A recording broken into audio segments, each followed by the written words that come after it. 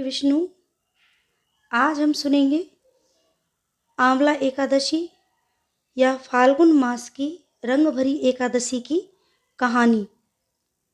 धर्मराज युधिष्ठिर बोले, हे जनार्दन, आपने फाल्गुन के कृष्ण पक्ष की विजया एकादशी का सुंदर वर्णन करते हुए सुनाया।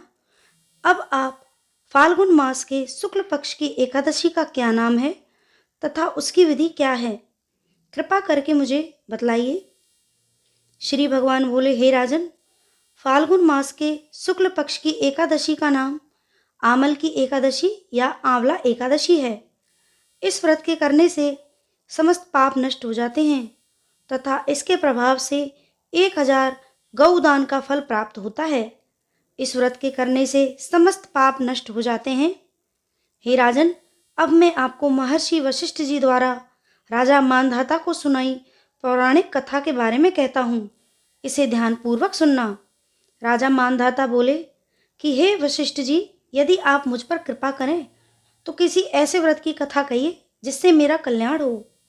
महर्षि वशिष्ठ बोले, हे राजन, सब व्रतों से उत्तम और अंत में मोक्ष को देने वाले आमल की एकादशी के व्रत का मैं वर्णन करता हूँ। यह एकादशी फाल्गुन माह के शुक्ल पक्ष में होती है। एक वैदिश नाम का नगर था जिसमें ब्राह्मण, क्षत्रिय, वैश्य और शूद्र चारों वर्ण आनंद से रहते थे। उस नगर में सदैव वेद ध्वनि गूंजा करती थी तथा पापी, दुराचारी तथा नास्तिक उस नगर में कोई नहीं था। उस नगर में चैत्ररथ नामक एक चंद्रवंशी राजा राज्य करता था। वह अत्यंत विद्वान तथा धर्मी था। उस नगर में कोई भी व्यक्ति दरिद्र व कंजूस नहीं था। सभी नगरवासी विष्णु भक्त थे और बालक, वृद्ध, स्त्री, पुरुष एकादशी का व्रत किया करते थे। एक समय फाल्गुन मास के शुक्ल पक्ष की आमल की एकादशी आई। उस दिन राजा, प्रजा तथा बाल वृद्ध सबने हर्षपूर्वक व्रत किया। राजा अपनी प्रजा के साथ मंदिर में जाकर पूर्ण कुंभ स्थापित करके धूप, दीप, नैवेद्य, पंचरत्न आदि से धात्री आंवले का पूजन करने लगे और इस प्रकार स्तुति करने लगे कि हे धात्री, तुम ब्रह्म स्वरूप हो, तुम ब्रह्मा जी द्वारा उत्पन्न हो और समस्त पापों का नाश करने वाले हो। तुमको नमस्कार है। अब तुम मेरा आज्ञा स्वीकार करो। तुम श्री रामचंद्र जी द्वारा सम्मानित हो। मैं आपकी प्रार्थना करता हूँ, अतः आप मेरे समस्त पापों का नाश करो। उस मंदिर में सबने रात्रि का जागरण किया। रात के समय वहां एक बहेलिया आया जो अत्यंत पापी और दुराचारी था। वह अपने कुटुंब का पालन जीव हत्या करके किया करता था। भूख और प्यास से अत्यंत व्याकुल वह बहेलिया इस जागरण को देखने के लिए मंदिर के कोने में बैठ गया और विष्णु भगवान तथा एकादशी महात्म्य की कथा सुनने लगा। इस प्रकार अन्य मनुष्यों की भांति उसने भी सारी रात जागकर बिता दी। प्रातःकाल होते ही सब लोग अपने घर चले गए तो बहेलिया भी अपने घर चला गया। घर जाकर उसने भोजन किया। कुछ समय बीतने के पश्चात उस बहेलिये की मृत्यु हो गई। मगर उस आमल की एकादशी के व्रत और जागरण से उस राजा विदुरथ के घर जन्म लिया और उसका नाम वसुरथ रखा गया। युवा होने पर चतुरंगिनी सेना के सहित तथा धन धान्य से युक्त होकर 10,000 ग्रामों का पालन करने लगा। वह तेज में सूर्य के समान, कांति में चंद्रमा के समान, वीरता में भगवान विष्णु के समान तथा क्षमा में पृथ्वी के समान था। वह अत्यंत धार्मिक, सत्यवादी, कर्मवीर तथा विष्णु भक्त था। वह प्रजा का एक समान भाव से पालन करता था।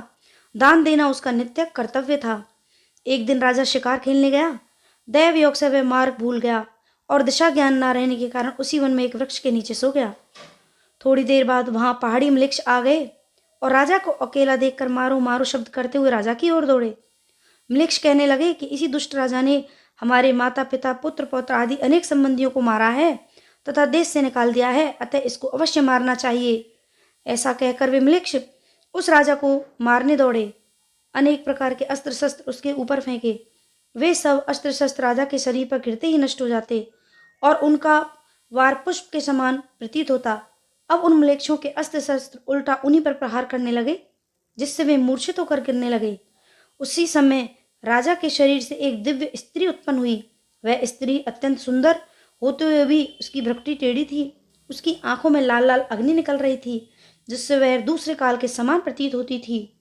वह स्त्री मलेच्छों को मारने दौड़ी और थोड़ी ही देर में उसने सब मलेच्छों को काल के गाल में पहुंचा दिया। जब राजा सोकर उठा तो उसने मृक्षों को मरा हुआ देखकर कहा कि इन शत्रुओं को किसने मारा है?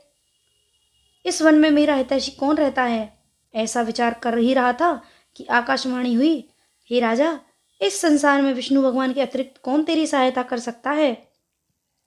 इस आकाशवाणी को सुनकर राजा अपने राज्य में आ गया और सुखपूर्वक राज्य करने लगा। वह महर्षि वशिष्ठ बोले, हे राजन, यह आमल की एकादशी के व्रत का प्रभाव था। जो मनुष्य इस आमल की एकादशी का व्रत करते हैं वे प्रत्येक कार्य में सफल होते हैं और अंत में विष्णु लोक को जाते हैं। आमल की एकादशी को ब्रज में रंग भरनी एकादशी, श्रीनाथ जी में कुंज एकादशी तथा खाटू नगरी में खाटू एकादशी भी कहा जाता है। इस दिन एकादशी में आंवले के पेड़ की पूजा की जाती है। तो ये है आमल की एकादशी की कहानी। श्री हरि विष्णु।